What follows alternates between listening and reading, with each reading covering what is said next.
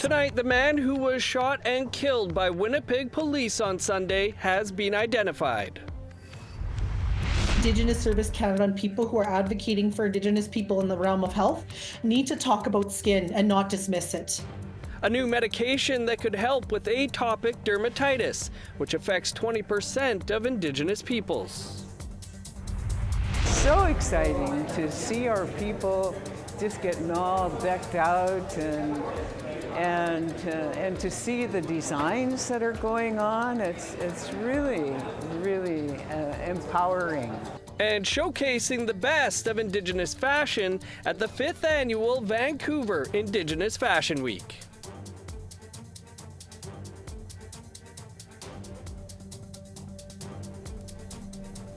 Good evening, I'm Dennis Ward. Welcome to APTN National News. Lake RCMP in Manitoba are asking the public's help in finding who may be responsible in the shooting of 2 people earlier this week. One of the victims is only 16 years old.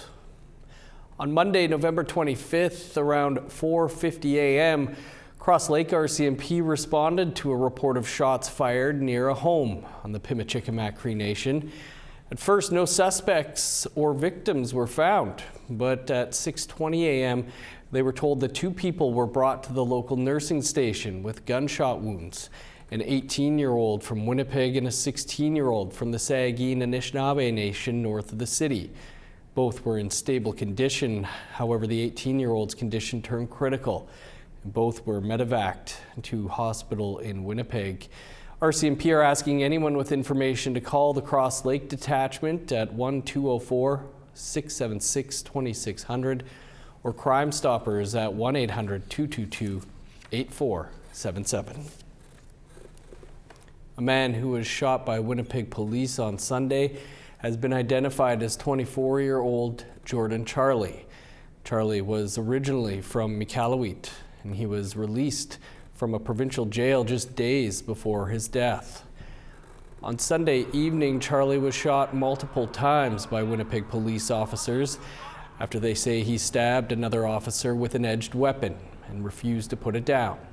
He was taken to hospital and pronounced deceased. The police officer survived. According to the Winnipeg Free Press, Charlie had just finished serving a 6-month sentence for assaulting hospital security with a knife.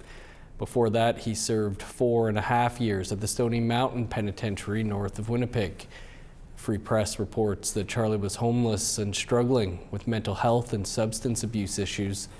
He is the 13th Indigenous person to die after an interaction with police. A family member in British Columbia is speaking out this week, calling for more transparency and answers in the death of Eugene Joseph, who died while in police custody earlier this month. The 47-year-old was the 12th Indigenous person to die while interacting with RCMP or municipal police since August. According to a press release, Prince George RCMP picked Joseph up on Wednesday, November 6th for being intoxicated. He was detained in cells at the detachment. Later that night, Joseph was found unresponsive during a routine check. He was taken to hospital and died 5 days later. APTN News spoke with Dawn Agno, Joseph's partner. She says he's from the Talatsan First Nation in BC and the father of 5 children. She says Joseph was struggling after losing his father in September and had difficulty accessing mental health supports. BC's Independent Investigation Office is now investigating the matter. Here to tell us more about that is our web reporter Leanne Sanders, who spoke with Joseph's partner.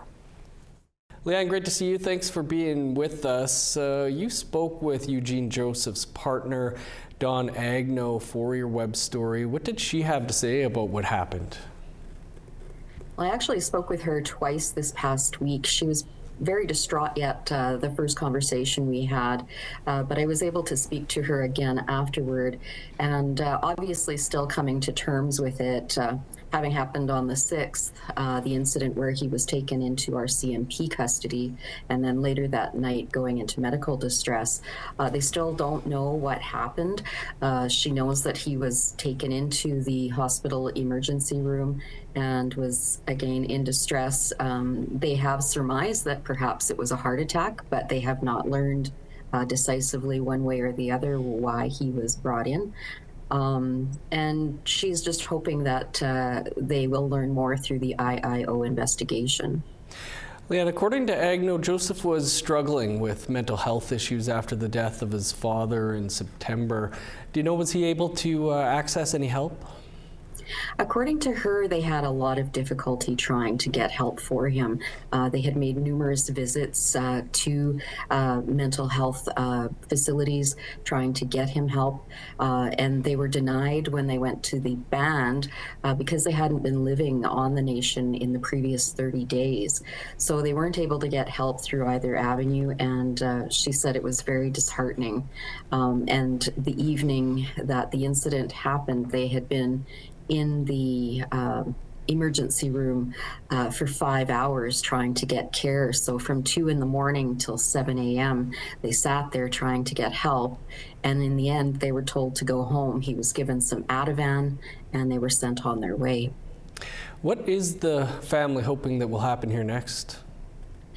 Well, they obviously want answers as to what exactly happened to him, but they are also hoping for some change for their people. She had mentioned that they have no idea what went on in the RCMP detachment, and she would like to see other inquiries have suggested perhaps having an independent agency have a representative in police cells when there are people there, just to have an eye on things. But again, she's just hoping for positive change to come from this. And she told me this morning that the family is actually meeting with the IIO on Thursday morning to get an update. Leanne, we'll leave it there, but looking forward to what comes out of that meeting as well. Thanks for joining us in your reporting on this. You're welcome. Thanks. The Yukon government says it's investigating a suspected leak at an abandoned mine. The Wolverine mine is located between the Casca communities of Ross River and Watson Lake.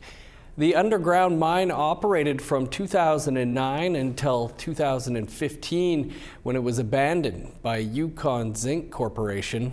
The territorial government is now responsible for the site. It says contaminants were detected in water flowing through pipes beneath the mine's tailings facility. It found elevated levels of zinc, cadmium, selenium, and cyanide, with zinc levels exceeding federal regulations.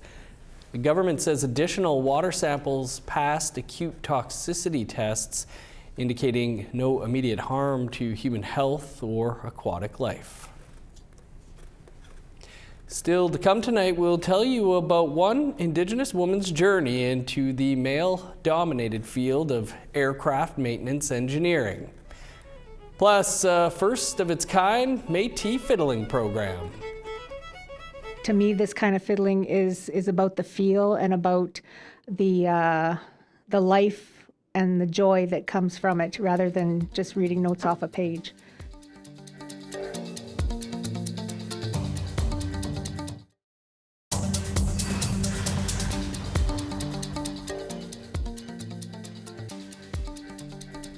Welcome back. In 2022, a Saskatchewan doctor researched atopic dermatitis, also known as eczema, the most common inflammatory skin disease. She found 20% of First Nation people suffer from it, with 90% diagnosed before age 5. Despite the high diagnosis rate, a new medication is giving patients hope. Skin expert Rachel Asinawasis of Origins Dermatology in Regina says most children in the study were diagnosed with the atopic triad: asthma, allergies, and eczema. While asthma and allergies are treated seriously, eczema is often overlooked, even though it can have severe physical, psychological, and mental impacts. For years, eczema treatments included steroids or immune-suppressing medications. Now, Canada approved Opsilura, the first JAK inhibitor cream targeting eczema's immune cause. Sinawasis highlights the need to consider the impact of skin conditions on Indigenous patients and caregivers. I think that Indigenous Services Canada needs to take the atopic dermatitis / eczema problem seriously. I am continuously baffled as to why there are no working groups in the eczema realm, especially since we're seeing this in our children and youth, given that it's all over our surveys and in clinical practice. So I think that Indigenous Service Canada and people who are advocating for Indigenous people in the realm of health need to talk about skin and not dismiss it. A first of its kind Métis Fiddling program is being offered at the University of Manitoba. It's led by North American Fiddlers Hall of Fame member Patty Kustarook.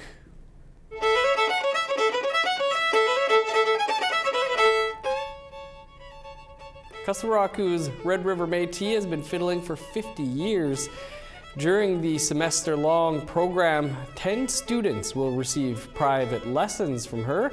They also get a free instrument rental. No previous experience is required, and students from any faculty may register. Krista Alexin is an Indigenous Studies master's student from the Kakawistahau Cree Nation in Saskatchewan. She signed up in September as a newbie. She says playing the fiddle helps her unwind and navigate her research. When I kind of get stuck, I notice it's a good time to practice my little song. So I go play Twinkle Twinkle or Carry Them Down Cabbage is my other song. And I find it gets my thought process flowing, or I go a different direction. And so now I'm going to stay on with the fiddle. And I think instead of just jingle dress and drumming in the summer, I'm going to try to see who I can meet up and learn a little more fiddle from. Fiddling, it's an oral tradition, so we do use music if we have to, but it's more of listening, and I like to teach by ear more than rely on the notes on the page, because to me this kind of fiddling is about the feel and about the life and the joy that comes from it, rather than just reading notes off a page. Women make up only 7.4% of trades workers in Canada, and even fewer are Indigenous. But Desiree Charlton, who recently graduated with her aircraft maintenance engineer diploma, wants more Indigenous women to join her. She shared her journey and vision with APTN's Sierra Bettens. My name is Desiree Charlton. I'm a proud Indigenous woman from Lake First Nation. I'm a level 2 aircraft maintenance engineer, and I just recently graduated the aircraft maintenance engineer diploma program at Red River Polytechnic. Desiree Charlton remembers the first time she sat in the co-pilot seat of a plane. She was just 7 years old. During the flight, the pilot let me kind of take control of the aircraft, and I was able to, pull the nose up and do a little dive, and I still remember that feeling to this day. The feeling I got in my heart, and I loved it. I loved aviation. 2 decades later, the 27-year-old's dreams have taken flight as an aircraft maintenance engineer. But the path there was turbulent. Charlton grew up between Winnipeg and the Lake First Nation, over 11 hours away from the city. I had to move alone to the city without my mom and my sister to finish high school. And that was a really challenging for me. I felt very alone. And it was hard on me. And that led me to eventually drop out. In 2021, Charlton earned her GED, followed by an Introduction to Trades course. I was taking a 2-hour bus ride to school and home every day when I was 5-6 months pregnant. I remember taking my last exam for Introduction to Trades, and it was my due date. And I remember I had my laptop set up on the kitchen table, and I was doing my last exam on an exercise ball, trying to induce labor. After graduating from the trades program, she took a year off to raise her child. When she was ready to land back in school, she sought the advice of a career counselor. They kind of said, aircraft maintenance engineering sounds like you would enjoy it, but I don't feel like you'd fit in. Determined to prove the counselor wrong, she enrolled in Red River College Polytechnic's Aircraft Maintenance Engineer diploma program. During the 2-year program, she won several awards and scholarships for her hard work. I competed in Skills Canada. I was in the provincials. I placed 3rd out of Manitoba, so I'm proud of myself for that. She credits her family and community for inspiring her to keep going. I felt like everyone back home was cheering me on, and whenever anything happened, they reached out to me and they let me know they were proud of me and they were excited for me. Now, as a Level 2 aircraft maintenance engineer working for Perimeter Aviation, she shares what she told the counselor who doubted her. She said I couldn't do it. I did it, and I'm still going. There's still a lot for me out there. I'm still learning every day. I'm here, and I'm taking up space. While she's currently the only Indigenous woman in her male-dominated workplace, she hopes others will join her. We need more Indigenous people in aviation, Indigenous women in aviation. Like we deserve to take up that space. Sierra Buttons, APTN National News, Winnipeg. Good stuff, Desiree. Great story there. Time for one last break here. Still to come, though, the 5th annual Vancouver Indigenous Fashion Week just wrapped up. We'll tell you all about it. Be able to feel like it's not just a fashion show, and it's a community-based thing. It's revolutionary.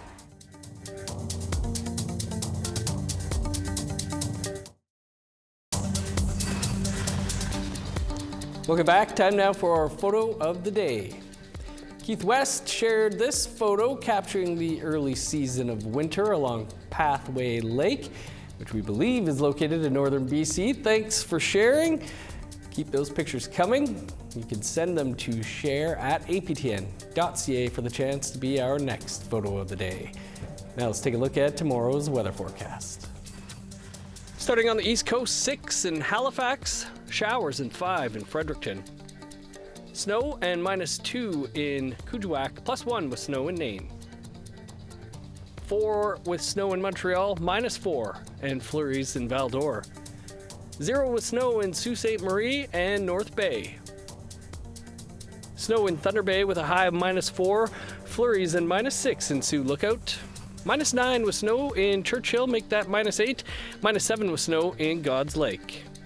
11 below and snow in Winnipeg. -15 and cloudy in Dauphin. 19 below in Regina, sun's out and -21 in Saskatoon. 16 below in Middle Lake, snow and -17 in La Ronge. In northern Alberta, -21 in High Level, snow and 20 below in Fort Chip. -16 and cloudy in Edmonton, 13 below in Lethbridge. 5 above in Vancouver, cloudy and 0 in Kamloops. -5 with snow in Prince George, 15 below and snow in Dease Lake. -33 in Old Crow, 17 below with snow in Whitehorse. 29 below in Yellowknife, -33 in Norman Wells. -22 for Sax Harbor, 21 below and snow in Polituck. -16 with snow in Chesterfield, 27 below in Baker Lake.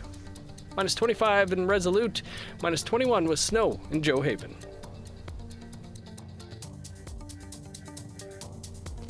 The 5th annual Vancouver Indigenous Fashion Week just wrapped up. After showcasing some of the best designers from across Canada, APTN's Tina House was there and has this story.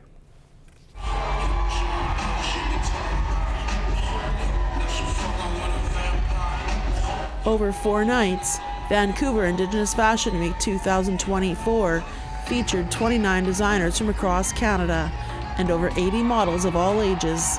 It also featured an Indigenous marketplace where over $500,000 in revenue was brought in every night. First up was Red Dress Night, a moving tribute to murdered and missing Indigenous women and girls by Palahelsia Lorelei Williams and her dance troupe Butterflies in Spirit. Music by cellist Chris Dirksen and choreography by Madeline McCallum. And tonight, it's Indigenous Futures Night, as designers showcase their fashion to tell contemporary stories using pop culture, street, and sportswear. 12-year-old Sierra Amaya and her family, seen here with her on the red carpet, made her own outfit for the night. And she says it was like a dream come true to become a designer and now a model. When I got invited to do this, I was like so excited, and I was like, oh my God, mom, I'm actually like doing it. And then like everyone was so happy for me, including my grandma, my mom. Amazing. What do you want to say to other kids that have a dream to be a designer and to walk the runway? Chase your dreams, okay? I never thought I'd be doing this, but look, I'm here now, so yeah. And just after that interview, Sierra walked that runway with roaring applause by the sold-out crowd at the Queen Elizabeth Theatre. Jolene Mitten is the curator and visionary behind Vancouver Indigenous Fashion Week. We caught up to her while she got ready for the show. To be able to feel like it's not just a fashion show, and it's a community-based thing, it's revolutionary. Just the love online, saying that we've changed a lot of lives. I just think it's crazy that we're changing lives, and it's in 4 days. And tonight, a special guest is gracing the runway to close off Vancouver Indigenous Fashion Week, and she's walking for Indy City. It's so exciting. It's so exciting to see our people just getting all decked out and to see the designs that are going on. It's really empowering, you know. It's so good to see. With the growing success of Vancouver Indigenous Fashion Week, they are hoping to move to the convention center for next year. Tina House, APTN National News, Vancouver. Nice stuff there. Well, it's a question still being asked today. How did dinosaurs come to dominate the Earth millions of years ago? Well, researchers have analyzed fossilized feces and vomit to recreate giant food webs that provide clues about how and when the dinosaurs took over the planet. Some of the most interesting aspects of the work is that the first dinosaurs in the area, they were opportunistic. They were eating insects, fish, plants, all sorts of things. And it's the same with the first herbivorous dinosaurs that came along several million years later. So many of these dinosaurs were really quick to adapt to changing conditions. The study reconstructs who was eating whom 200 million years ago. The research indicates dinosaurs rose to prominence in a series of steps that took a very long time. No kidding. Police thought a shoe thief was on the loose at a kindergarten in Japan until a security camera caught the furry culprit in action. Furry culprit. A weasel with a tiny shoe in its mouth was spotted on the video footage after police installed 3 cameras in the school. The weasel scattered shoes around and took 15 before police were called. The stolen shoes were never found, and remaining shoes were made safe after nets were installed over the cubby holes. The weasel is still on the loose. Okay, that's all the time we have for your APTN National News for this Wednesday. For news anytime, though, you can visit our website, aptnnews.ca. Creason will be here tomorrow at 1 p.m. Eastern Time for your first look at the day's news. And I'll be back here tomorrow night at 6 p.m. Eastern. Dennis Ward, Marcy McGuitch, thanks for being with us. Have a great night.